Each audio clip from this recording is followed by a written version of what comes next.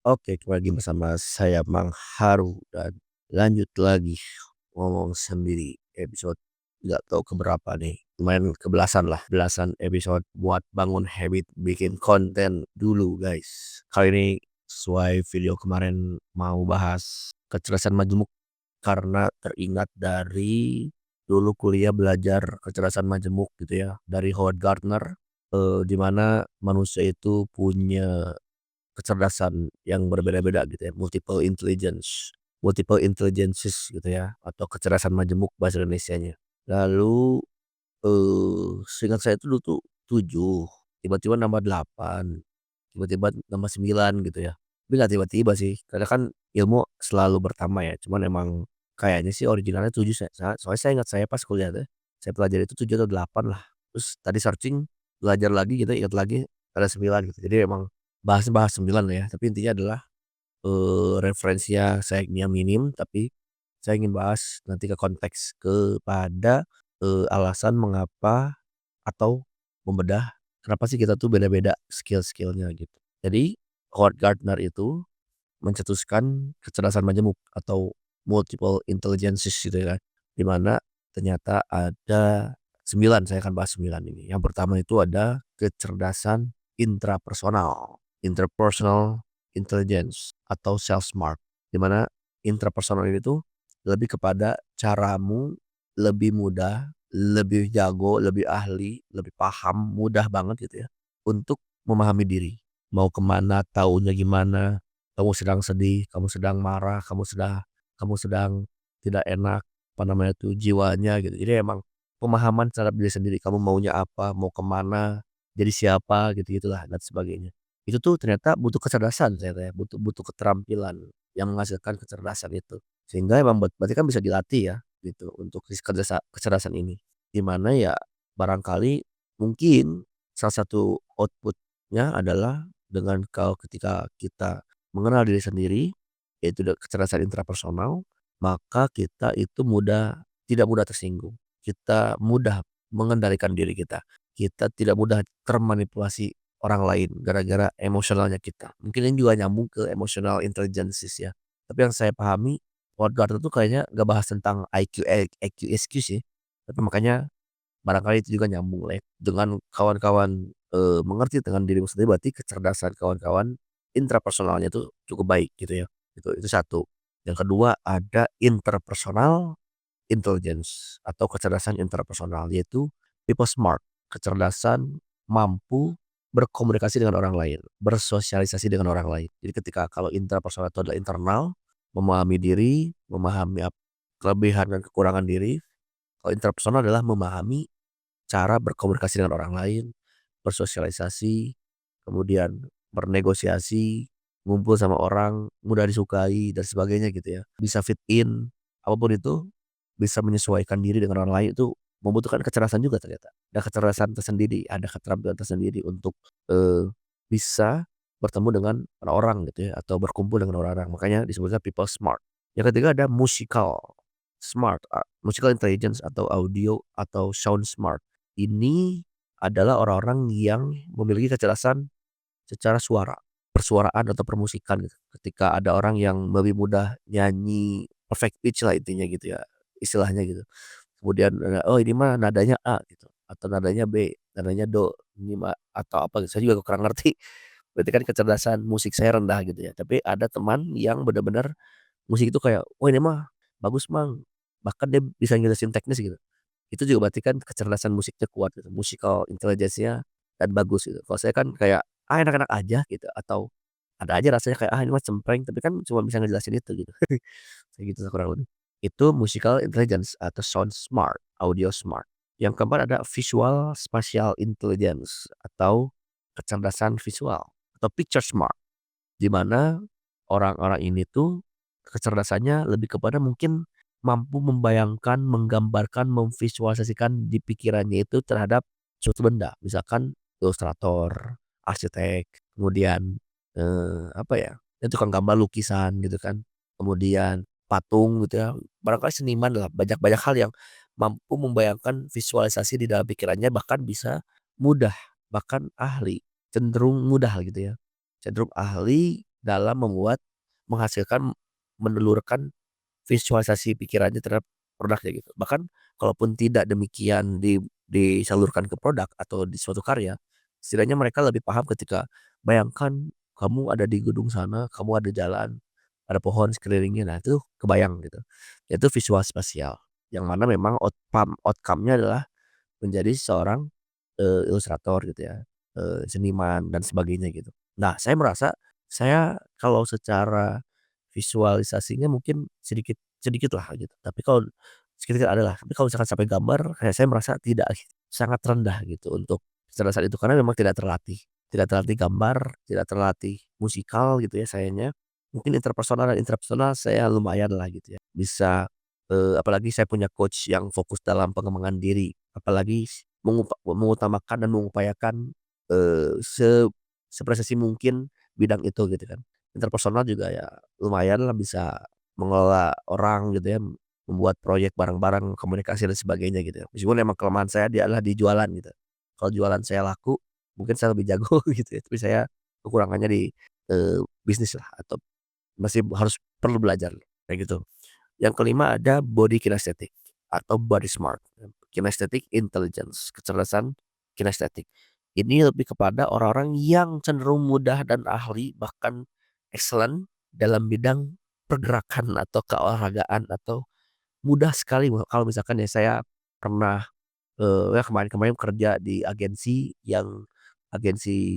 dance gitu, kemudian saya juga pernah, komunitas dance cover juga, tapi saya bukan dance cover-nya, tapi saya, eee, produsernya. Bahkan sekarang juga saya punya, komunitas sendiri gitu ya untuk mewadahi para kreator dance ini juga, kreator yang bersifat, kinestetik ini. Mereka itu sangat mudah menghafalkan dance-nya yang akan di-cover gitu. Berarti kan ada kecerdasan tersendiri mengapa mereka tuh sangat mudah, mmm, menduplikasi, bahkan bukan lagi menduplikasi atau mengimitasi, tapi malah mengkreasikan baru, koreo baru gitu. Kemudian yang apa ya, kecerdasan untuk mengolah tubuhnya, kemudian kecerdasan dia lebih bagus badannya secara paru-parunya gitu ya atau VO2 max-nya, bahkan badannya. Makanya saya merasa kinestetik saya itu rendah karena saya tidak terlatih di sana gitu. Badan saya begini, kelihatan gembil begini kan gitu. Bukti di mana kecerdasannya saya rendah gitu ya, kurang baik, masih sedentary life gitu ya, seperti itu. Nah jadi orang-orang yang kinestetiknya bagus, biasanya badannya juga bagus gitu, karena memang langsung bersifat kinestetik, seni tari, seni peran. Nah yang bagian peran-peran gitu sambil menyambung ke interpersonal karena ngerti diri, kemudian dia kinestetiknya bagus gitu ya. Jadi memang bersifat body smart, seperti itu ya, gitu. Yang keenam ada naturalistik. Naturalistik itu lebih kepada nature smart, kecerdasan natural di mana orang-orang yang gemar, yang muda, yang jago, yang demen, apa namanya itu, nature ya atau alam gitu ya. Barangkali senang ke gunung, senang menanam, senang bertani, senang, ngurus kucing. Nah itu tuh orang-orang yang memiliki kecerdasan naturalistik yang kuat gitu. Barangkali saya merasa itu juga kurang gitu, di bagian sana. Karena saya juga tanaman di rumah nggak ada, hewan peliharaan juga nggak ada, ke gunung juga hampir nggak pernah. Ke gunung cuma sampai, apa ya, camping aja gitu kan, nggak pernah naik gunung gitu. Tapi kalau misalkan ada yang memang senangnya kembali ke alam, atau pecinta alam gitu kan kalau di kampus-kampus, Mapala gitu ya, mahasiswa pencinta alam, itu, apa namanya itu, naturalistik intelligence-nya bagus gitu, cukup optimal gitu. Kalau saya merasa kurang gitu, barangkali kawan-kawan juga merasa, apa yang membuat kawan-kawan itu natural atau enggak gitu. Jadi kecerdasan terhadap, senang dengan alam gitu ya kurang lebih ya. Kemudian ada ketujuh eksistensial, ini lebih kepada life smart atau memahami dunia, philosophical, theological gitu, berfilsafat lah, berpikir secara, apa namanya itu, jauh, berpikir secara mendalam, berfilosofi gitu. Jadi orang-orang yang memang punya pandangan yang unik ya, punya pandangan yang jauh melampaui pikirannya gitu. Nah itu adalah seorang yang existential intelligence-nya baik gitu ya.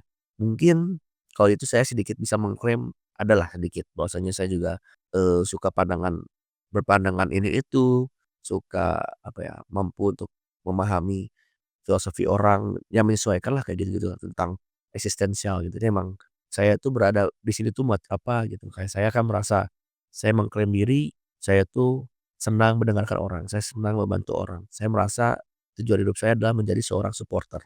Maka saya merasa cocok menjadi seorang coach and trainer gitu. Saya senang mengajar, saya senang membagi orang, saya senang ngobrol. Saya merasa posisi saya itu sebagai supporter gitu. Makanya saya buat konten ini meskipun kontennya seada-adanya, karena memang iya, saya senang support dengan ini gitu. Kalau emang saya belasan tahun juga seringkali jadi manajer, seringkali jadi orang belakang, seringkali jadi pimpinan gitu. Orang yang tidak di depan layar gitu.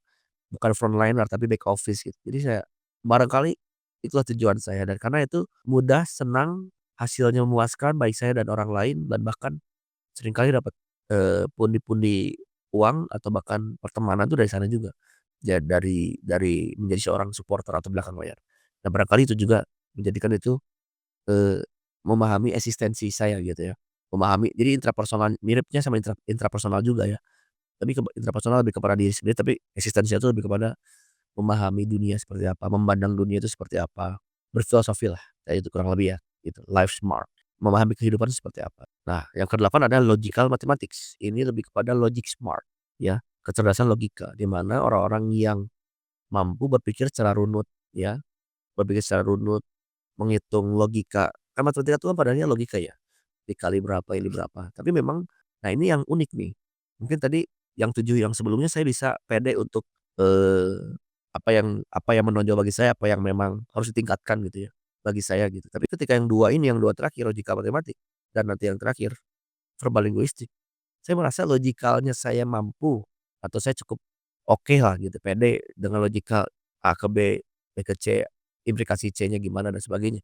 Tapi kalau matematisnya gitu ya, perumusan-perumusan ini nih yang nggak jalan karena memang nggak kepake, emang nggak pernah dipakai juga gitu ya, use it or lose it aja gitu. Karena saya lebih kepada mampu memahami logika-logika ini, paham, tapi ketika matematikanya nggak paham, makanya ini saya kira ini masuk juga gitu, emang, loh orang matematis itu adalah logika itu sendiri gitu kan. Nah sama halnya dengan yang ke-9 ini, verbal linguistik gitu ya, linguistic intelligence atau kecerdasan verbal atau word smart gitu ya, di mana dia tuh cerdas berkata-kata, mampu memilih kata-kata yang baik, mampu memilih orang-orang yang memang gemar, jago, pede, mudah ngobrol gitu atau ngomongnya itu mudah, mudah dipahami, mudah dicerna, mudah berkomunikasi gitu kan. Karena yang sangat jelas verbal linguistiknya kecerdasannya rendah adalah dia kesulitan untuk mengeluarkan kata-kata kadang, aduh bingung mau ngomong apa gitu atau susah, berkomunikasi dan sebagainya gitu. Itu juga nyambung ke interpersonal, tapi maksudnya mengeluarkan isi pikiran. Ya tadi kan spasial kan terpikir, tapi ngomongnya itu juga butuh kecerdasan sendiri kan. Nah, itu verbal linguistik gitu. Dan itu saya merasa verbalnya mungkin iya bisa gitu. Makanya saya sekarang udah menit 15 nih, panjang sekali, lumayan gitu. Saya bisa ngomong gitu, tapi katanya teman-teman saya, kolega kreator, bahkan teman-teman saya yang lain, kok Mang Haru bisa gitu ngomong panjang, bisa ngejelasin ini itu, mampu menangkap informasi dan sebagainya dan bisa ngobrol gitu. Dan sebagainya lagi wawasannya luas kayak gitulah bahasanya. Saya pernah dikomplimen gitu. Saya merasa barangkali ya tadi, barangkali karena saya ingat Howard Gardner tentang kecerdasan majemuk, maka barangkali verbal linguistic intelligence saya tuh lumayan gitu. Tapi yang kelemahannya adalah anehnya itu verbal linguistic itu juga selain speaker, selain teacher, selain trainer, ya kayak ngomong gitu ya speaker, tapi writer juga masuk verbal linguistic kecerdasan ini. Makanya sedangkan saya merasa saya itu kesulitan untuk menulis gitu. Saya kesulitan untuk menulis sampai saat ini pun habit saya untuk menulis itu sangat rendah. Kesulitan sekali untuk bikin buku. Jangankan bikin buku, untuk nulis di blog aja kesulitan luar biasa. Sebagaimana kesulitan untuk berkinestetik gitu. Saya merasa masih kesulitan juga untuk itu. Tidak mudah, sulit menyenangkan gitu ya, memuaskan pun hampir sulit gitu. Tidak excellent gitu. Jadi kayak di 2 terakhir ini logika matematis saya merasa logis mah lumayan, matematisnya yang gimana gitu. Verbalnya lumayan, tapi linguistiknya gimana gitu. Karena ya tadi, pada saat saya mau nulis tuh sulit sekali untuk itu. Karena memang secara saya akui juga bahwasanya tidak terlatih juga untuk menulis. Mungkin terlatih secara ngomong, terlatih secara verbal. Jadi terlatih terlatih secara lisan, tapi bukan tulisan gitu. Tapi mungkin sama-sama karena tadi saya baca lagi sedikit tadi ya. Verbal linguistik itu adalah kecerdasan berkata-kata gitu, word smart. Jadi mampu untuk menangkap kata-kata, mengasosiasikannya, mengartikannya, memahaminya dan sebagainya. Itu kan ada orang yang memang nggak paham juga. Jadi jelas gitu kalau emang yang verbal linguistiknya rendah, baca pun kesulitan ya kan. Bacanya kesulitan, Apalagi saya pernah baca tentang disleksia di mana kesulitan untuk kesulitan membaca lah, jadi emang ada gangguan lah itu ya. Tapi ini mah kalau emang yang nggak paham gitu kayak, aduh kalimat paragraf itu nggak paham itu, baca buku itu nggak paham dan sebagainya, itu kan ada kecerdasan sendiri. Nah, itu mah kayak bisa dijelasin, memahami word-word kata-katanya itu. Tapi ketika mempraktikkan tulisan, itu yang saya juga PR gitu, saya juga belum belum bisa gitu. Ya itulah gitu, ini juga sekalian curcol barangkali kawan-kawan juga merasakan dari kesenian ini, mungkin ada merasa interpersonal saya paham, saya lumayan paham diri, tapi kok kadang saya juga mudah tidak terkendali gitu. Interpersonal kayaknya saya juga bisa ngomong mah bisa ngomong aja bersosialisasi, tapi kok saya kayak malu kalau misalkan saya baru memulai kan gitu. Saya juga masih begitu kalau saya memulai sesuatu, saya merasa malu gitu kalau misalkan saya nggak pernah beli jajan di sana, sampai kapan pun saya tuh nggak pernah berani gitu kayak gitu, interpersonalnya tuh rendah. Saya merasa rendah. Tapi ketika, ngobrol sama orang cepet, bersosialisasi, berhasil. Musikal juga, musik.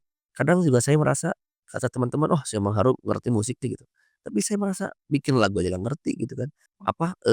Main gitar nggak bisa, banyak hal yang nggak bisa gitu dari permusikan itu, baik secara alatnya maupun nyanyinya juga.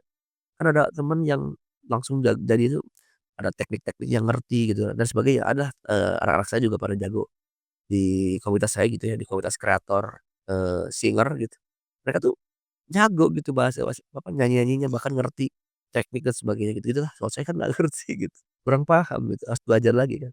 Visual spasial juga ada teman juga yang jago desain gitu, saya bilang, "Bro, tolong buatkan ini, logonya begini, sosmednya begini, brand-nya begini dan sebagainya." Dia langsung bisa memahami, memaknai dan menuangkan isi pikirannya membuat logo itu gitu. Itu ada teman yang begitu juga gitu, saya juga. Mungkin kawan-kawan juga sama sebagai pelakunya maupun teman-teman yang begitu gitu. Murid estetik juga sama tadi yang saya jelasin tentang ada yang mudah langsung ngajarin dance bahkan, dance cover, bikin koreo untuk seni tari, seni peran, apapun itu. Jadi bahkan olahraga pun dia, terlatih dan sebagainya gitu. Badannya bagus gitu ya.